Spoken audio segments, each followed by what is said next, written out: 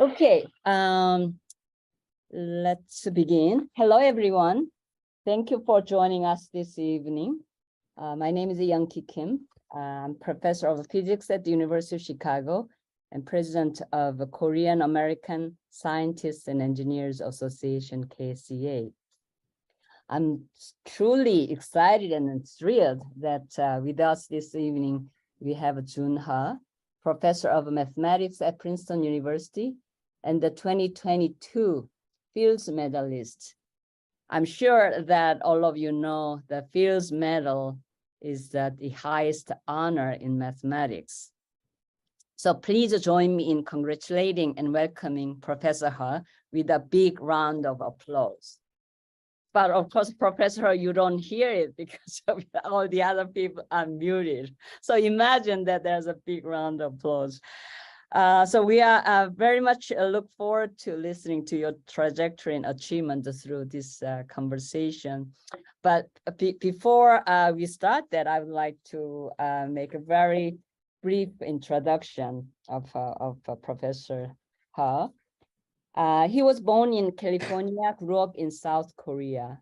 He majored in physics, astronomy, and mathematics in college and got a master's degree in mathematics, all at Seoul National University.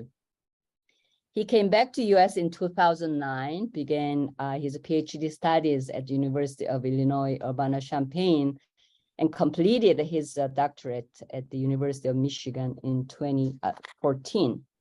Between 2014 and 2020, he held research fellowships and visiting professorships at Clay Mathematics Institute, Institute for Advanced Study, and Princeton University, and was a professor at Stanford University between 2020 and 21.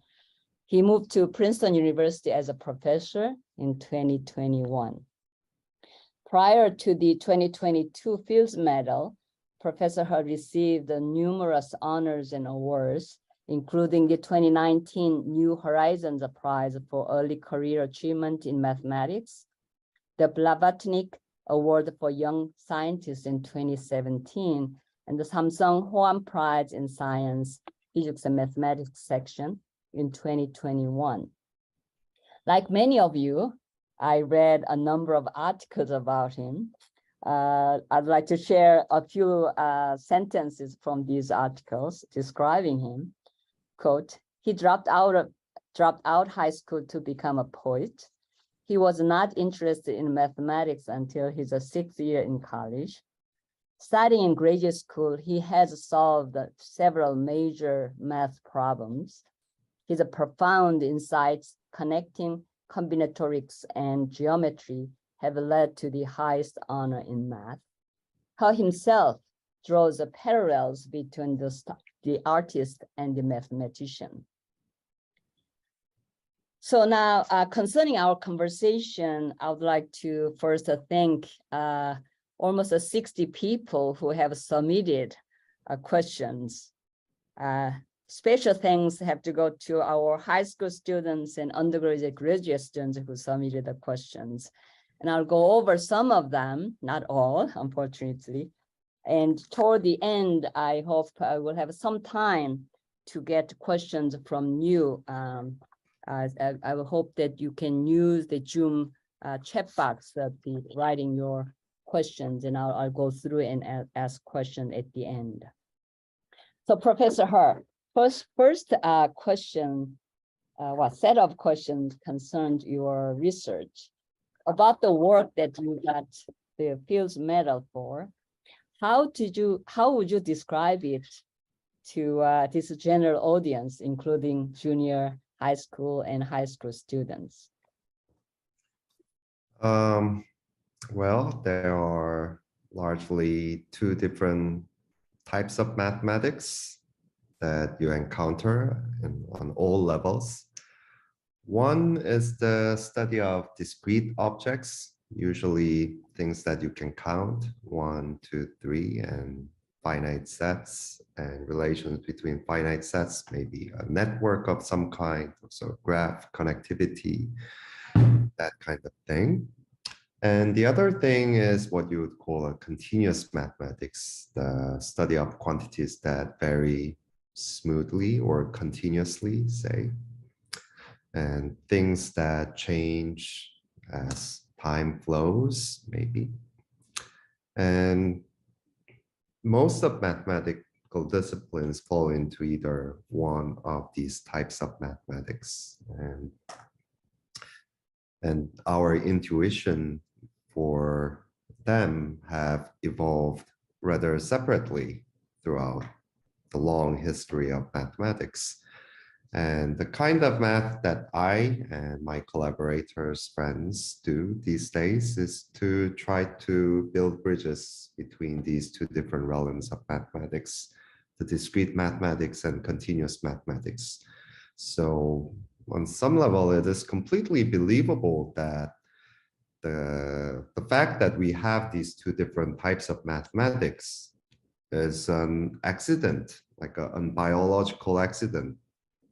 Our species have evolved in such and such environment, and our sense organs have evolved in such a way that we perceive things on certain levels that's clearly like a continuous or smooth, and there's some other level that makes it useful for us to have this discrete type of mathematics. But if we have evolved in a completely different scale or completely different environment, we would certainly have different type of mathematics. But some of the questions that you can ask in mathematics, it's clear that they are independent of the circumstances that we have evolved in as a species. So it's definitely very, very useful thing to have have the intuition that allows you to go back and forth between these two different modes of mathematical reasoning. And of course, we have our limitations, but we can do something about this artificial division of mathematical insights. And well, that's what I and people like myself try to do, like build bridges, connecting discrete and continuous mathematical insights. Great. Well, so, but then maybe you can tell us how you choose your math problems and how you tackle them. Well, I have a very practical criterion for that. I try to work on the problems that I can make progress on. That's the most important thing. And this is not an obvious criterion. Some other mathematicians operate in a completely different way. And many of us, as you can imagine, are idealists. And just some of us are just drawn to certain problems that they feel are the most important or profound or beautiful. But well, I am a practicalist, and I personally hate difficult problems.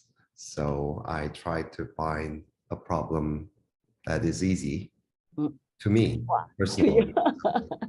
Right. Yeah. But here, yeah, also, you kind of mentioned a little bit, but maybe I'll just want to say a few words based on what I learned about you.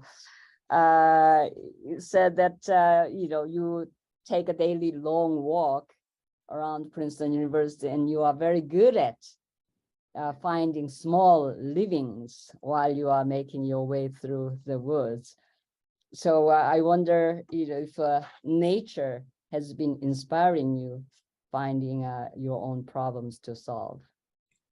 Well, I don't know. I'm just good at finding stuffs. I don't know. Nature is inspiring my like mathematical ideas in any direct way, but I would, empirically speaking, I would say it's a very helpful habit to expose yourself to nature.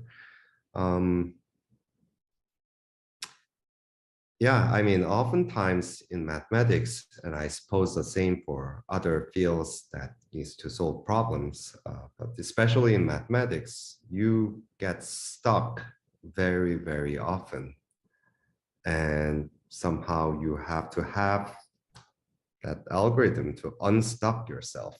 Mhm. One thing about being stuck is that if you're stuck and if you are in the same environment that made you stuck, then you remain stuck. That's typically what happens. So it's important to make yourself open up. So how do you do that? Just go outside, walk in the woods, and Uh-huh. go in the wide open area and just Mhm. expose yourself to a lot of different things. It's a lot of space. You need a lot of space, just Right. mentally and also like Mm. physically. I really resonate with what you just said. I think it happens to many of us when you get stuck. It's not only mathematical problems, but other scientific problems or any problems in your life. You just either take a walk or stay away from what you're really in your environment that you have been focusing for many hours. Get away and approach your problem from very different angles. I think that probably certainly help. Yeah, yeah, I very much agree. Great. Now, of course, many people are interested in your background as because you want to become a poet. I wonder whether your poetic detour has been any importance to your mathematical career. And that was a very long time ago. I can barely remember what Uh-huh. myself was like back then. And in general, like I think you should never believe the answers that you get when you ask questions of that kind to someone. Like we all live once and exactly once, and we never treaded that path that we didn't go through. So I have like absolutely no understanding of what I would have been like if I was not interested in poetry. Would have my mathematics affected in any way? I mean, people always like develop some version of story that they tell themselves, and oftentimes when asked, tell other people as well. But these are just stories, and honestly, I have just no idea whether it has anything to do with the kind of mathematics that I do now. But Yeah, humans are very complex. yeah, So yeah, you yeah, don't it's know what. complicated. It's very Right, right. complicated. It's Yeah, hard to yeah, understand ourselves. I totally agree with you. yeah. So another question actually is something that I was very interested in asking. Some say that the mathematicians are looking for beauty, like what artists do. And you yourself said during one of the interviews that you are grabbing something that is already there rather than creating something in your mind. So I feel the mathematicians search for both beauty and truth. Beauty, the truth, beauty. That's all you know on earth and all you need to know by John Keats. So what do you think of any connection between beauty and truth in your work? So when I was doing that interview, probably really wanted to impress this other person. So by saying something like that sound profound and maybe like that. But I mean, in truth, like I'm a completely like a shallow type of guy, and and to say it in a slightly better way, I'm a very practical person, and if you want to make a good career, say in one of the pure disciplines, say mathematics, truth and beauty, those are like absolutely necessary things. It's not, it doesn't have anything to do with like a romantic view of your something. Like a truth, that's certainly a necessary thing. If you publish a paper that's just not true, then you're out of the game. Right. I mean, you can be forgiven maybe twice or three times, but if you consistently do that, that's just no brainer. And the beauty, that's also absolutely necessary. It has nothing to do with your romantic view or world view. I mean, If what you do is not beautiful, it will not excite people, especially your colleagues, and most importantly, yourself. Mhm. Um, and if you do not find what you're looking at or what you're working on beautiful, then you will get bored, and that's fatal. Like that's the one thing that you want to keep in yourself as a researcher is that pure excitement and joy when you are doing your thing. And so in that sense, this truth and beauty both are absolutely necessary thing to just make a living, to make a good job out of. That's right. Of course, the beauty can be very different for different fields and different people, but if you think it's a beauty, that's all matters to me. Yeah. Okay, now moving to slightly different set of questions. This is about students and their lives. So a number of people were surprised to learn that you had no desire to be a mathematician when you were younger, and asked how and why you chose math, and what makes math special to you. I mean, isn't that a very, very natural thing? 99.999% of people have absolutely no desire to be a mathematician because there are so many cool things in the world besides mathematics. I mean, mathematics, that's good, but it's not that exciting in any obvious way, especially when you're young. And there are so many fun things in the world, especially when you're young. So yeah. How did you discover what you wanted to do? Yeah, I don't know. I like mathematics, but that it's just that I find so many different things very interesting when I was young, and somehow my path, at least the version of story that I tell myself, how I got to be a mathematician is like almost completely accident. So I was really into writing, like physics, astronomy, like stars very far away, like a structure of the universe and time. These are like obviously fascinating things, and I really wanted to pursue them. And I did. That was the major I chose when I entered university. But then I had suffered from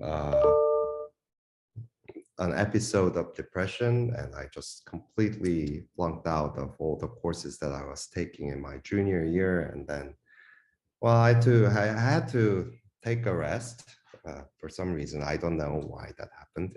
I'm just like that. But when I returned to school, while I still loved the subjects that I was studying before, but I just, as a fresh start, I wanted to do something else. It that just felt like a natural thing to do at the moment as a sign of new beginning, maybe. And then the mathematics was just there. It was an adjacent field, not very far from the things that I were doing, but at the same time, it was a new thing for me. And so, and there are some very attractive courses that I could fit in my timetable. So I did so, and I liked it. So Great. I think you touched a little bit, but there are a number of questions from our undergraduate, graduate students. Some students struggle. I think it's totally okay. Many of us did the same thing. Some struggling because they don't understand the meaning of studying college. There's some questions about that, and some experiencing moments of feeling lost. And so you touched a little bit. Some have anxiety and difficulties in their research life or personal life.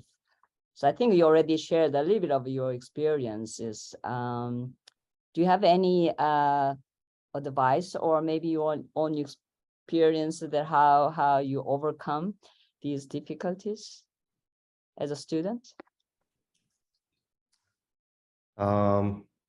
I don't know. I mean, I want to make a very general comment. So, which is that I'm not a very knowledgeable person, and I don't have any kind of a special wisdom that other people do not have. I did not have before, and I don't have it right now. I mean, young people tend to. I was that kind of person as well, but the young people especially have the tendency to believe that if somebody is like an Ivy League professor, maybe it's decorated with medals and prizes, then maybe he has a special kind of wisdom inside him. And I can assure you that in most cases, there are exceptions, but in a lot of those cases, that is just not the case. And winning the Fields Medal didn't make me any like more wise, not even a single bit. So you shouldn't like take too much weight, put too much weight on what I say, but I can only say out of my experience. And one thing that you can be pretty sure is that everybody struggles, maybe in a different way. Mhm. But if you feel that you're struggling, then that's completely normal. Right. I think in some sense, it's struggling is healthy. If you don't struggle at all, I'll be more worried about people, students who don't struggle. I mean, it's probably I said it so too strongly, but in different level, and some people struggle more and others and different issues. But a bit of struggling or a lot of struggling, it's a good thing in some way. So I agree, but I should acknowledge that some types of struggle can be very, very dark. absolutely, yeah, that's right. I don't want to, yeah. Right. We shouldn't. And sometimes there's just no easy solution. Mm-hmm. But yeah, oftentimes there's a way out, often unexpected way, unexpected to you somehow.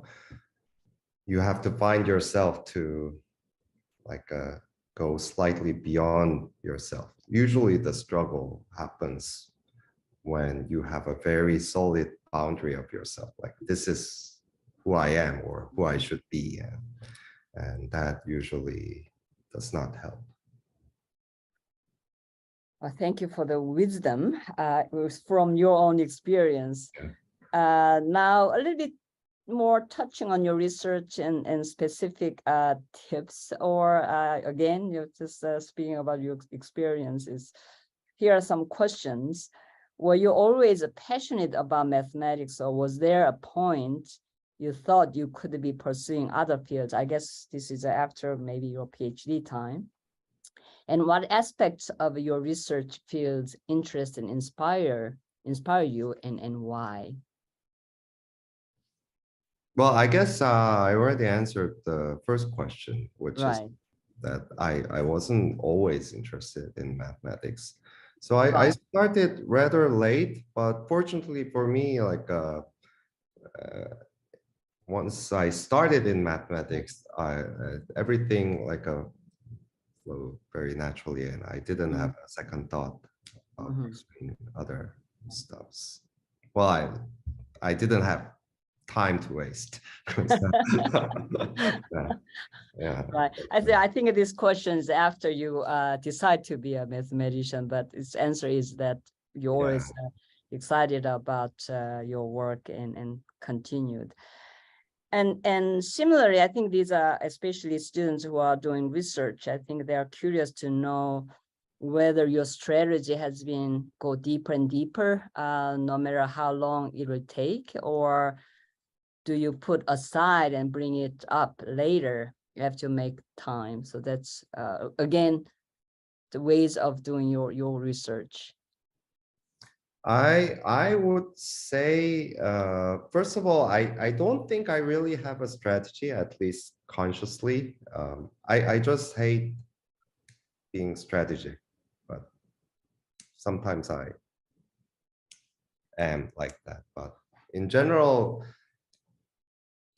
I don't know. I think just in general, like this intention and willpower, these sort of things are highly overrated because these are all coming from like a very tiny version of yourself. And so oftentimes you're much more capable than that. And to make the bigger version of yourself more active, you shouldn't confine yourself by goals and so on. And I think I'm closer to the second version of the second type that was in the description. Especially, I don't like the expression. It's like no matter what it takes, like go deeper and deeper, whatever, no matter what it takes. Yeah, I I just don't like that, and that's like an obsession. And it makes you very, very small, and it gives you a tunnel vision, and it's very, very easy to fail in that mode of operation because you are eliminating a lot of different possibilities for yourself.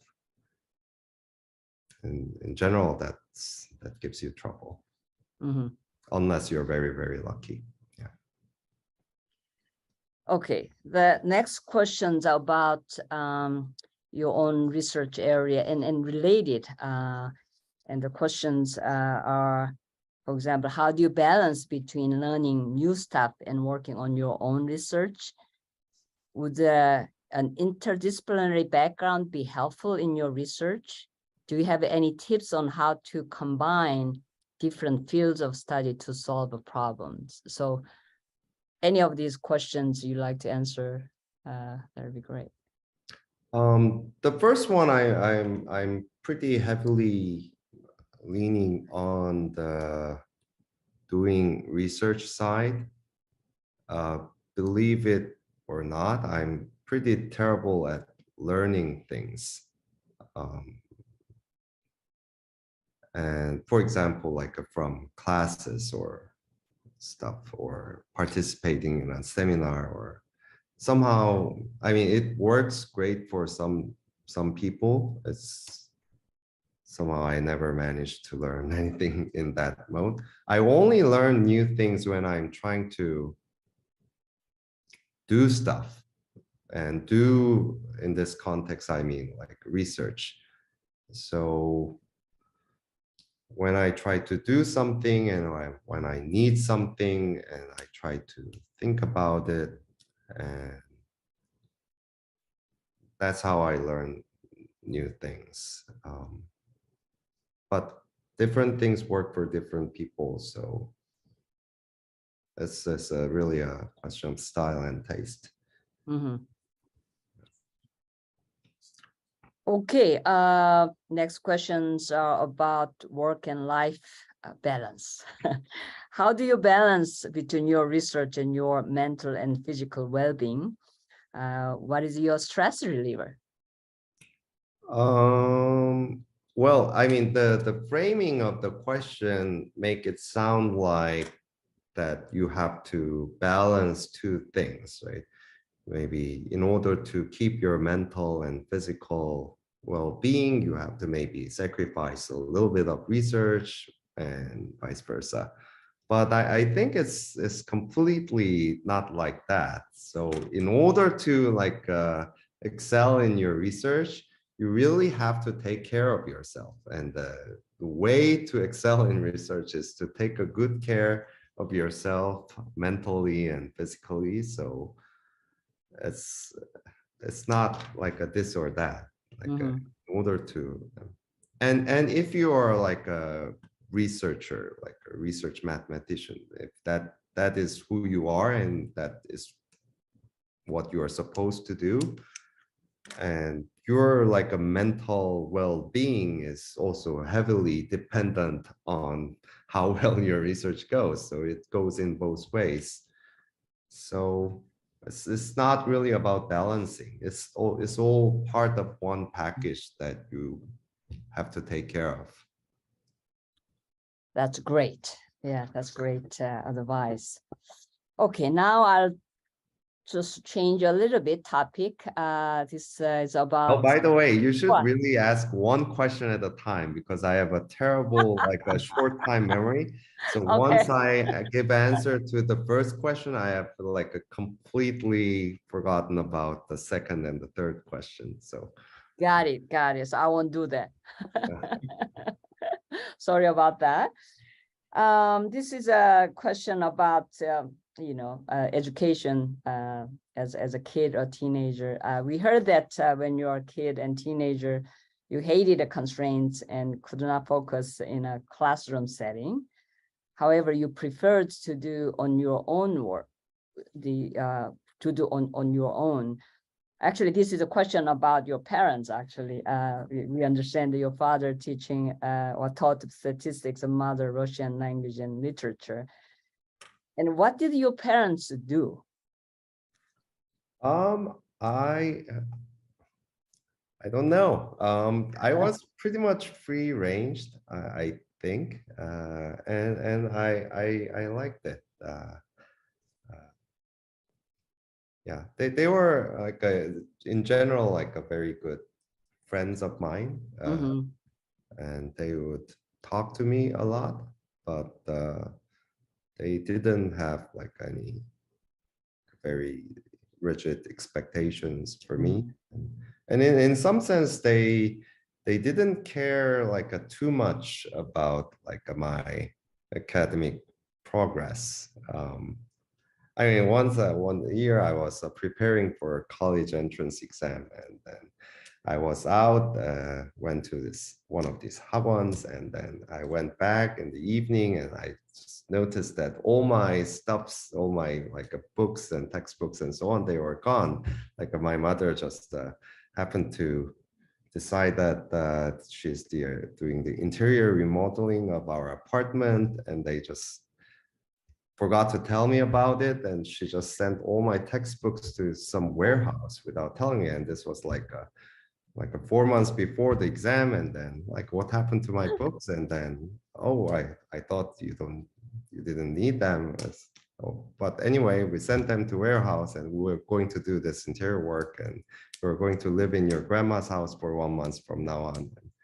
And somehow this sort of like a lack of interest and sort of a things was very relieving, because it Mhm. gives you the impression that no, it's this exam kind of things. It's not a big deal. I mean, when you're very young, this looks like a huge thing. Like your entire life is dependent on it, and you get, and in a sense, that's true, maybe, but just feeling that pressure as a young kid is not good. And if there's someone in your life that takes things more lightheartedly, then that's I think that was pretty relieving to me. Yeah.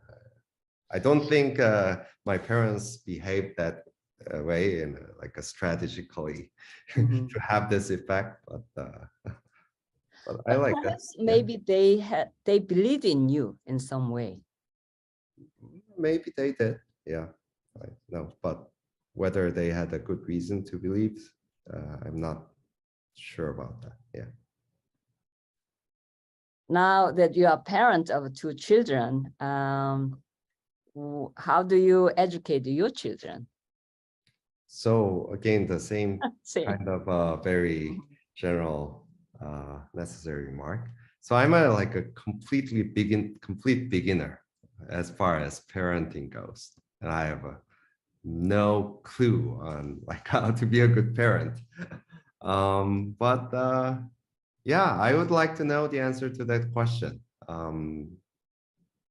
But yeah, again, I try to be a good person, especially when I'm hanging around with my kids. Mhm. I try to be their good friends. I like them and I try to show it. I think these are like a few general principles that cannot be not correct. So, but other than that, I have no specific ideas Mhm. how to be a good parent. It's generally clueless. Being good friends is very, very important, I think. Um, about this is a question from undergraduate students. They would like to know your teaching philosophy and methodology for undergraduate students. I'm also a beginning teacher, so I'm not like experienced like a professor. So I had this Clay Fellowship thing, which exempted me from teaching for many, many years, and this is like my second or third year as a professor with actual teaching duties. So I don't know, but I think it's useful for yourself and your students that you actually enjoy teaching, enjoy spending time with your students.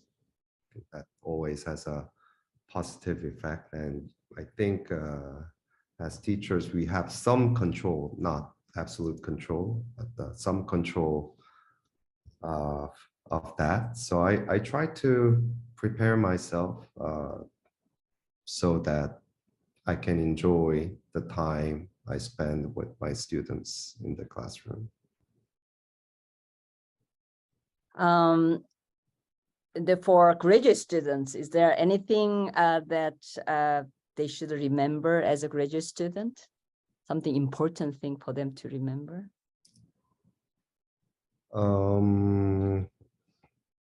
I think if you're a grad student, I think it's just a good time to learn how to be independent as a thinker. Mm-hmm.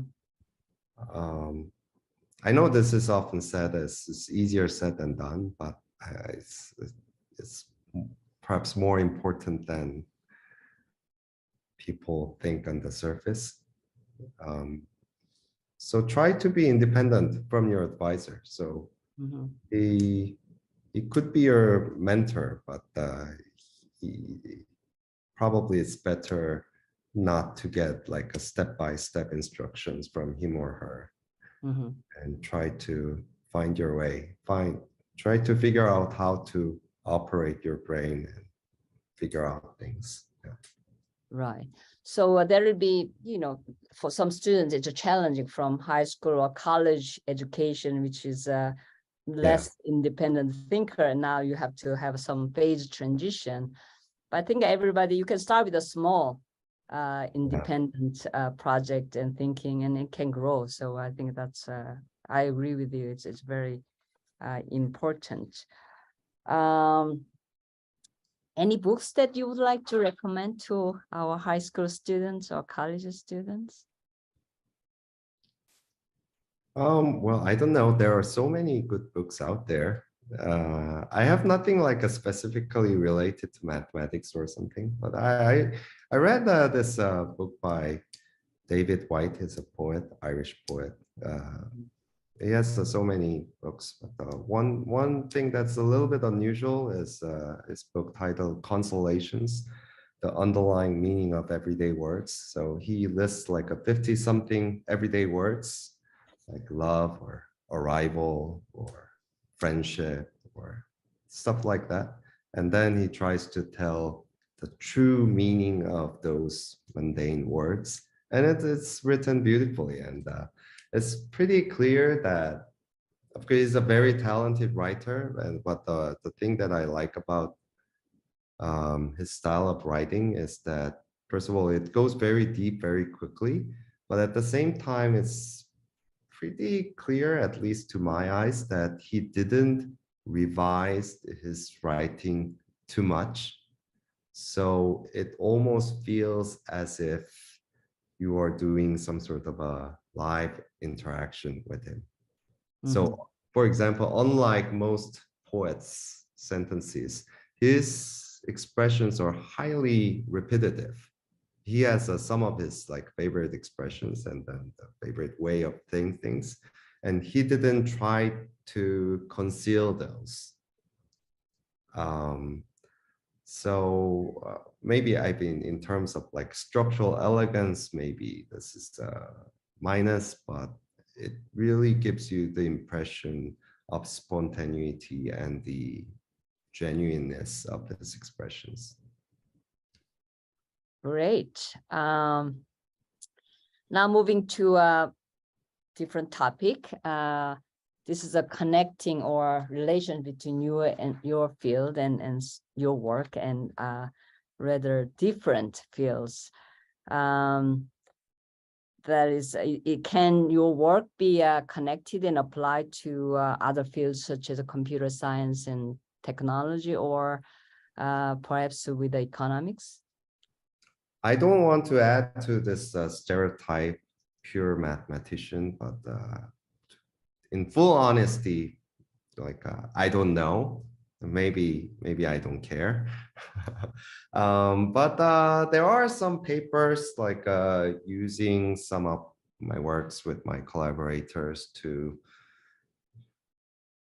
do something in computer science, but like a theoretical computer science to be precise. But you can use some of the results to show that certain quantities can be computed like faster than what was expected by an obvious algorithm. So there are connections like this, and maybe in the distant future we will see more, but I don't know.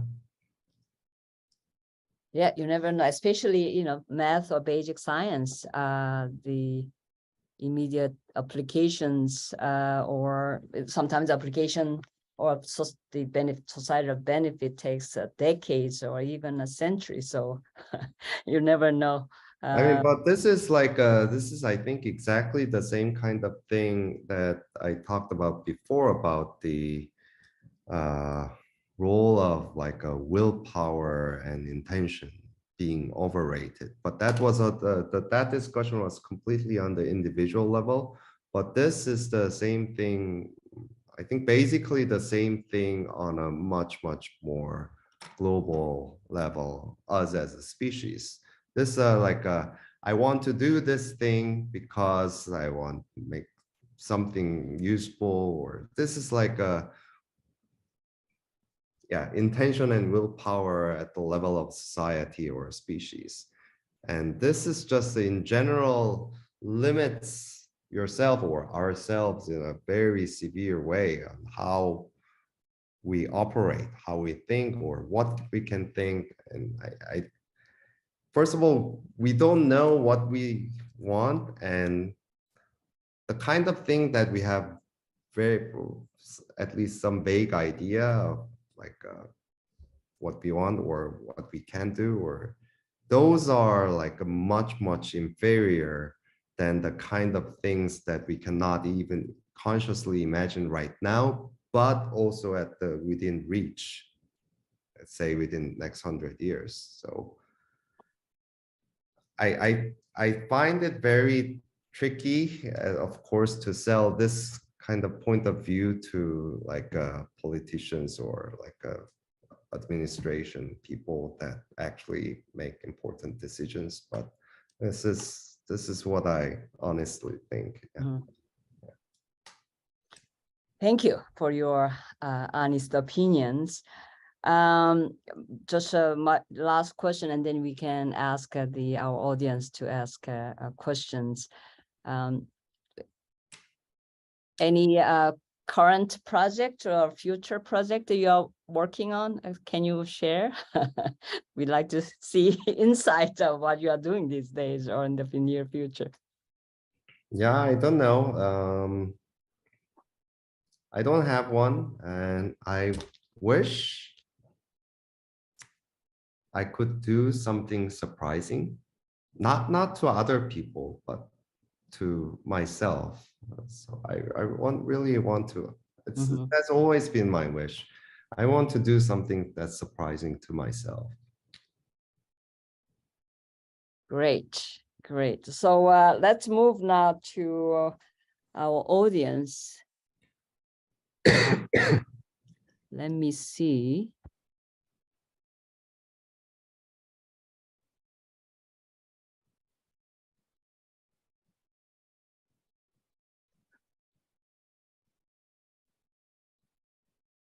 Okay, let me quickly go through. Do you see all the questions? I don't see any Oh, questions I think except people just sent to me. No,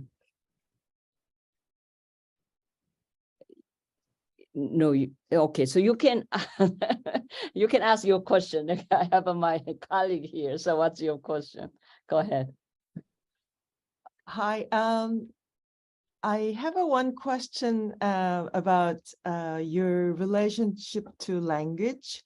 Maybe my question is one scholarly one because I'm a literature major, yes. and also I have a personal question. So my kind of academic question is, what if I presuppose that your poetic involvement in your younger days might have affected the ways in which you have begun to engage with mathematical or other languages in your professional career?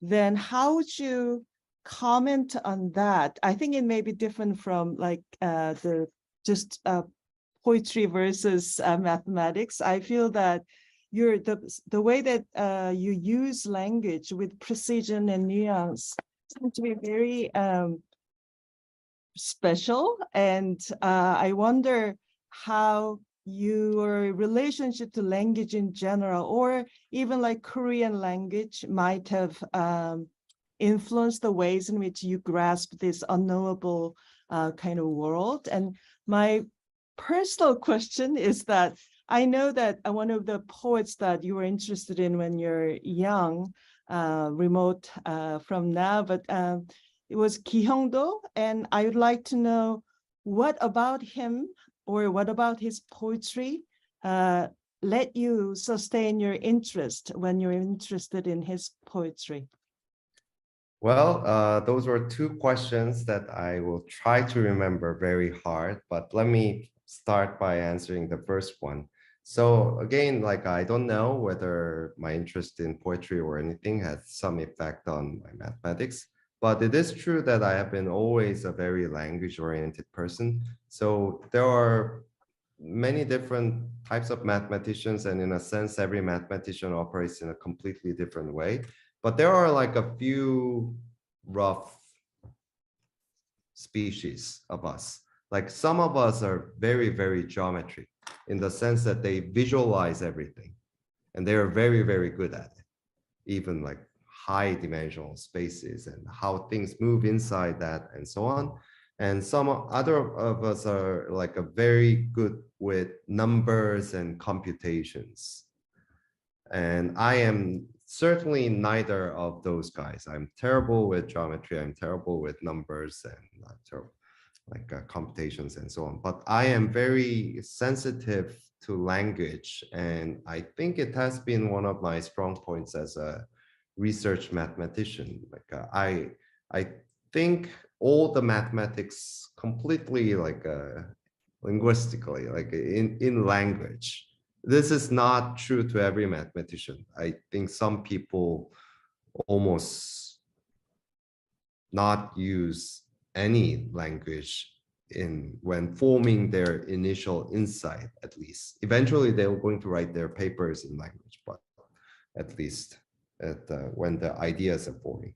But I operate from beginning to the end completely in language, and it is a very useful thing because mathematics, above all, is a kind of communication. And of course, being able to communicate your ideas precisely to other people, that's important. But even before that, it's a kind of internal dialogue of you and yourself. You had some vague feeling about certain thing and you want to make it precise. And how do you do that? One way of doing that is to have a very long extended conversation with yourself. That's what I do. And our minds have this amazing ability that produces something out of nothing, right? Initially, you have no idea what's inside you, but as you continue your conversation with yourself, you come up with things that like your former, like a past self had like absolutely could have not dreamed of, right? Without any external data. And for this process, at least for me, the ability to handle languages in a very precise and fluent way, that's been important for me. And I think also my background, being raised as a Korean in a completely Korean language, and then now I'm living and working in an English setting. Having these two different types of languages has been enormously useful to me, because it's almost like having a dual operating system. You can get stuck in a Korean mode, and then you switch to English. So you start thinking in English, and then that's a completely different person, and you have a very fresh start on the problem that you have been stuck before. And if this guy gets stuck and you can switch to your Korean thing, and then you can start thinking in Korean mode, and that guy is a completely new person that has nothing to do with the former person that got stuck. So you have again a fresh start, and you can go back and forth and having this dual operating system. Like I suppose this is the same for many of you who are in the Zoom room right now. So I think this is a good thing. Okay, I have many questions just coming to me, and I'm trying to cut and paste it, giving to everyone, and I don't know how many I captured. Professor, Completely forgot about the second question, which now I recall, right? There were two questions. Well, shall we move to, because Yeah, there are so many that's right. questions. Yeah. Yeah. So maybe one question at a time. Yeah. Maybe. Professor Ho, I put, could you go to chat box and see there are a bunch of questions that I just cut and paste came to me. So I shared with you, and if you could look at them and answer, a few of those questions. Oh, I choose? Yeah. You have a freedom to choose. So you see a number of questions coming in the chat box. Is that correct? Yes, I can see them now. Okay. Yeah. If you could, There is a one written in Korean that asks about the depression, how to deal with the depression. Okay, you can answer that question if you like. Yeah, I mean, I can at least say that I have the same kind of problem. That's my biggest thing to handle, at least in my life. I mean, my life has been generally good. I didn't have like a serious difficulties in health or like economic issues or that sort of thing. And in that sense, I have been extremely lucky and fortunate to be surrounded by good people within a good environment. But the one thing that I had to take care of was this depression thing. And I don't know a good solution to that, but just I think it's a surprisingly common thing in academia and just society in general. I think it's generally helpful just to keep that in mind, as you are perhaps not special, but in a good way. It's a very common problem. And then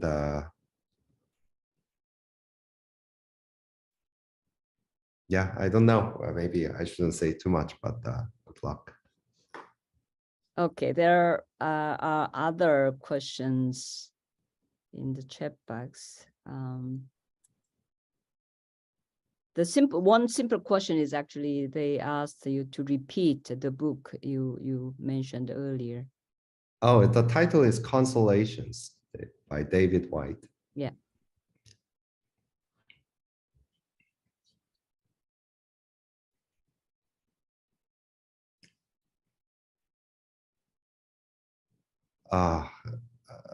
I'm not very good at choosing stuffs. Do you want me to pick? Yeah, maybe you should Okay, pick. maybe one math question. Do you think that infinity could physically exist in our world? Oh, that's not a math question. That's a physics question. Etc. Yeah. Philosophy question. Yeah. And there's a physicist in the room, so I will refrain from speaking. Yeah. Okay, so what should I choose? What type of music do you listen to? Oh,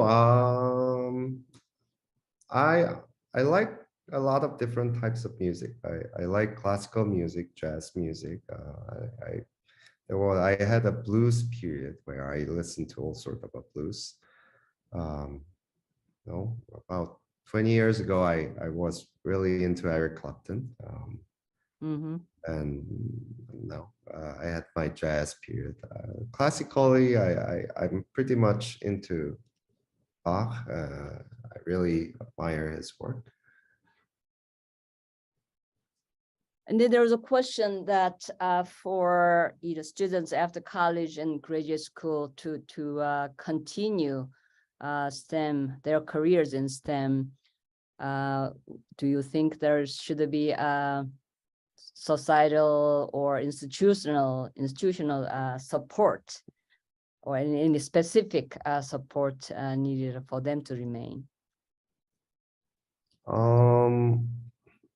Well, I mean, if you really want to work in the STEM field and that's your thing, and then of course it would be a very good thing to have a systematic support, maybe at the institutional level or even like in a bigger level that helps you do that. But at the same time, like yeah, I don't know what's good for society. I don't have a insight on large things, but at the like individual level, if a friend was asking me, then I would say that, yeah, I don't know. Maybe that was not the point of the question, but maybe it's not a very good thing that you frame yourself to be like, I need to be in the STEM field. Like, there are so many different things one can do out in the world, and I have seen like pure math PhDs, maybe pure theoretical physics PhDs, like going into industries and then doing wonderful stuff, having a happy and meaningful life. And somehow, some of us, when we are young, consider those possibilities as sort of insulting, right? I think that's very specific to academia. Maybe some sort of artist, maybe, but I think that's not very healthy. So I think being open-minded is generally a good thing. Good. I think since we have 2 minutes left, sorry everyone that we cannot go through all the questions, but there are a lot of questions about already. I think the professor had touched a little bit here and there. So it was a fascinating conversation and very inspiring. So I'd like to thank you again. I know that everyone won't be able to give a big round of applause. I think we can. Let me see. Joseph, could you make everybody? Oh, please don't. I just don't like being Okay, okay. applauded. But you can just imagine that you'll get a big round of applause. And thank you again. And again, as I said, that it will be very, very helpful, valuable to all of us this evening. And thank you, everyone, for joining us, and have a wonderful evening. I look forward to seeing all of you again at future KSEA events. Thank you, Young-Kee. Yeah, thanks for everyone for coming and spending an hour with me. I don't think I have delivered the great wisdom to you guys, but at least you will find value in seeing that. Absolutely, Yeah. very, very valuable. I think you were Okay. very honest, the opinions and what you're thinking. I think it's just a seeing that is such a valuable evening for us. Oh, okay. Well, thank you, and thanks for your time. And maybe Thank you. our paths will Bye-bye. cross at some point. Bye. everyone. Okay, bye-bye.